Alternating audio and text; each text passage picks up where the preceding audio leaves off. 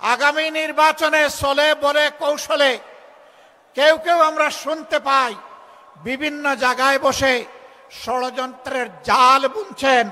জনগণ ভোট দেওক না দেওক, ক্ষমতায় আমাদেরকে যেতে হবে। বন্ধুগণ, বেলা শেষ, দিনও শেষ, ওই সূর্য ডুবে গেছে।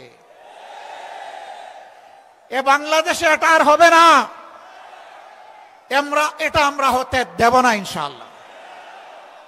আমরা তরুণ যুবকদেরকে জিজ্ঞেস করতে চাই, যাদের বয়স 35 কিংবা তার নিচে, তিনটা নির্বাচনে ভোট দিতে পারো নাই, অর্থাৎ সারা জীবনে একটা ভোট দিতে পারো নাই। আগামীতে তোমাদের ভোট নিয়ে কেউ ছিনিমিনি খেলুক, কেউ চুরি করুক, কেউ তোমাদের ভোট হাইজ্যাক করুক, তোমরা কি তা বরদাস্ত করবে?